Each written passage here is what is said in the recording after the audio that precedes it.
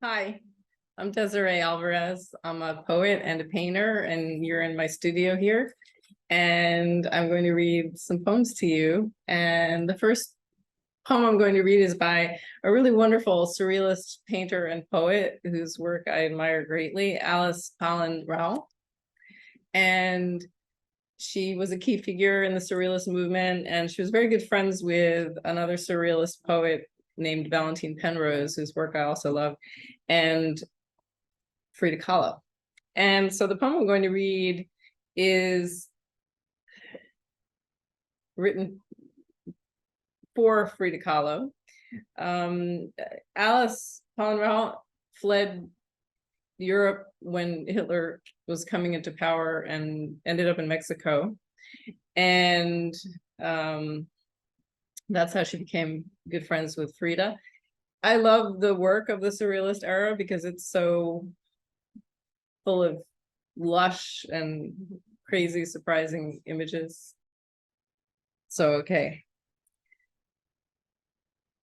To Frida, Frida, the living woman, you held by your weight of eternity in the arms of your great nurse, Earth, nestled against her basalt face,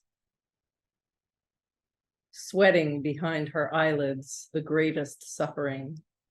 You strip the leaf to its skeleton, you sowing in the sun the seed of nightly tears.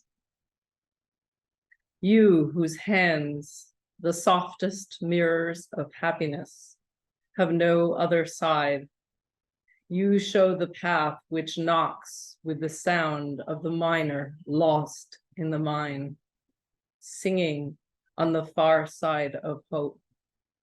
The tongue of the trees has licked your dress and your hair, and your voice in my ear is their bark against my cheek.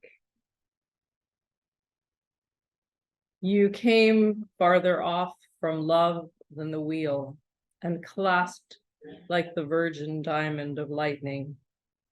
You are the black swan swimming at night on a mountain lake in the crater, breast of nightly water, where the fiery spring drinks in the morning behind the petrified screen of water. The colors begin to spin, strident fountains. The dead child's eyelids are pools of lilacs, but the emerald throat bursts with joy. At 3 years of age, the crown is gold. In the depths of this room, in the depths of solitude's cry. So this beautiful translation is by Mary Ann Caws, who published this book a couple years ago with one of my favorite presses, New York Review of Books. And so I'm going to read a poem that I wrote that's in Raft of Flame, that was inspired in part by a painting by Frida Kahlo called Roots, in which there's a woman horizontal with vines growing out of her. And the poem is also comes out of my experience visiting the beautiful ruins in the jungle at Coba in the Yucatan in Mexico. It's a ruin that's still very wild, and it has a very mysterious temple. The poem is called Diary of the Ghost of a Mestiza. Written in the sorcerer's house, mis palabras are a mutilated palace, spread across a lake. Elliptical pyramid, oval, oral. My words are manzanilla crying tea, storming the road yellow. Mis palabras are heavy-coated coatis trundling home to the jungle. My words are great anthills scarring the limbs of mangroves.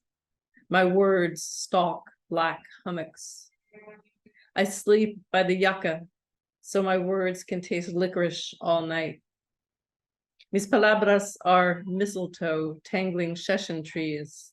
They fill the wood collector's bicycle cart. Mis palabras are electrified seashells torching the dirt path to the village, smelling of dinner fire. They are crisp leaves of poison underfoot. My words are plants, blooming only on moonless nights. They say, let the land stay and the ruin stay ruined. Let the vines come and reptiles make their slow way across the dry earth. Let great birds of hallucination return and jaguars take back the forest. Let us, the ruthlessly human, retreat. This was accompanied not by the sounds of the jungle in Mexico, but by the sounds of Canal Street here in downtown New York City on a sunny day. Thank you so much for listening and for joining me.